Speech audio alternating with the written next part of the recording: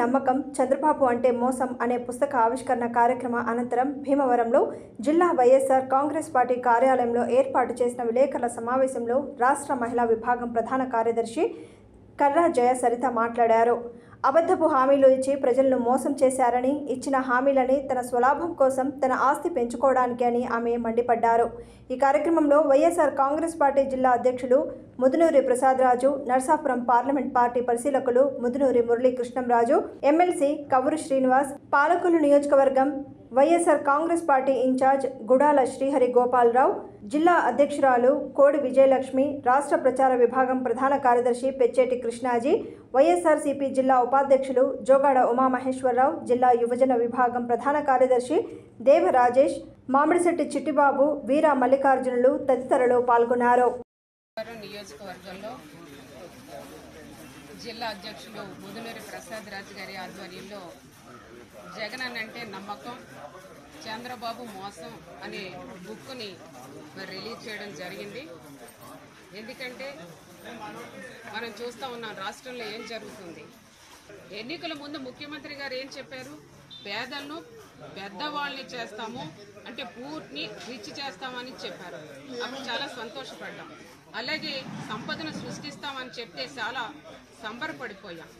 అలాగే బాబు షూరిటీ భవిష్యత్తు గ్యారంటీ అని చెప్తే పర్వాలేదు, 5 సంవత్సరాలు ఎత్తి మీద తడిగుడ్డ వేసుకుని హ్యాపీగా బతికేయచ్చు అంటే చివరికి ఆ తడిగుడ్డే మిగిలింది. ఎందుకంటే సంపదను సృష్టిస్తాం అని అంటే తన సంపదను సృష్టించుకుంటున్నారని మనం గ్రహించలేకపోయాం. పూర్ టు రీచ్ అంటే పేదవాళ్ళని ధనవంతులు చేస్తారనుకుంటే తన సంపద పెరిగిందే తప్ప పేదవాళ్ళది కాదని అర్థమవుతా ఉంది. అలాగే బాబు షూరిటీ భవిష్యత్తు గ్యారంటీ అంటే తన కొడుకు లోకేష్ గారికి తన భవిష్యత్తు కోసం ఆలోచించారని చెప్పి ప్రజలందరూ కూడా అనుకుంటా ఉన్నారు.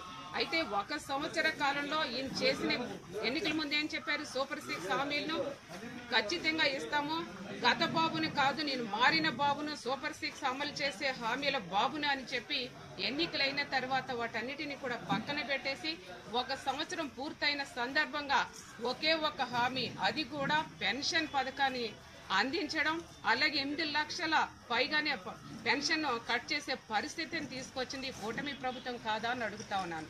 అలాగే మొన్నటికి మొన్న తల్లికి వందనం అని చెప్పి 87 లక్షల మంది లబ్ధిదారులు ఉంటే అందులో 64,27,164 మందికి మేము ఈ తల్లికి వందనం ఇస్తామని చెప్పి మళ్ళీ జీవోలో వాళ్ళు చేసినది ఏంటంటే 54,90,000 మందికి మాత్రమే ఆ జీవోలో లబ్ధిదారులకు 7,810 కోట్ల రూపాయలు రిలీజ్ చేశారు. అంటే మిగతా 20 లక్షల మంది లబ్ధిదారులకు వీళ్ళు ఎగనామం పెట్టింది కూటమి ప్రభుత్వం కాదా అని ప్రశ్నిస్తా ఉన్నాను. అలాగే ఫ్రీ గ్యాస్ అని చెప్పారు, ప్రతి సంవత్సరం కూడా 3 సిలిండర్లు ఇస్తామని చెప్పారు. అయితే అందులో కూడా బండ మోసం చేసింది కూటమి ప్రభుత్వం కాదా అని ప్రశ్నిస్తా ఉన్నాను.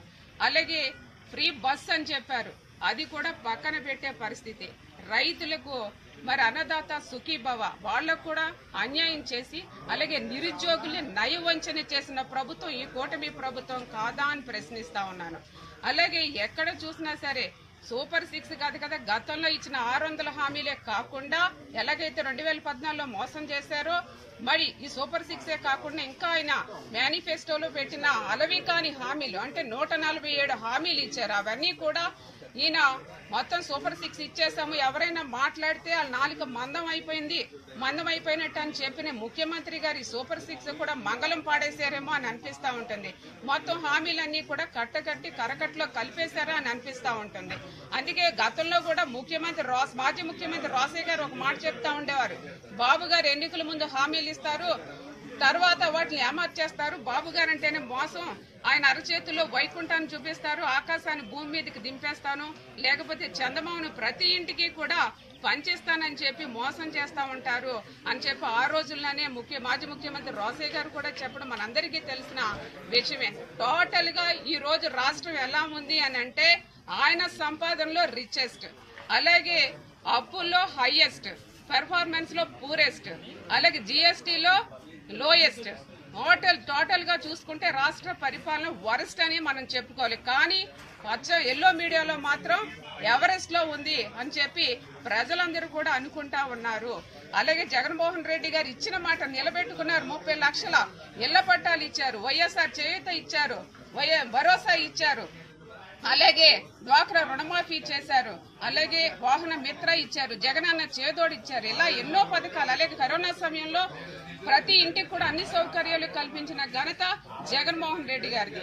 కానీ చంద్రబాబు నాయుడు గారు ఇచ్చిన హామీలన్నీ కూడా తొంగలో తొక్కేసి ఈ రోజు అన్ని ఇచ్చేసాం, ఎవరైనా మాట్లాడితే 4 మందం అని మాట్లాడితే ఎంతవరకు కరెక్ట్ అని ప్రశ్నిస్తా ఉన్నారు. అసలు జగనన్న సంక్షేమ విషయంలో జగనన్న ఎక్కడ, చంద్రబాబు నాయుడు గారు ఎక్కడ అని ప్రశ్నిస్తున్నారు. అంటే బోత్ ఆర్ నాట్ సేమ్ అనే విషయాన్ని ప్రతి ఒక్కరు కూడా గుర్తు పెట్టుకోవాలి. రాబోయే కాలంలో మీరు ఇచ్చిన మాటలు తప్పుతున్నారు కాబట్టి ప్రజలే మీకు బుద్ధి చెప్తారని చెప్పి ఈ సందర్భంగా తెలియచేసుకుంటూ సెలవు తీసుకుంటున్నాను.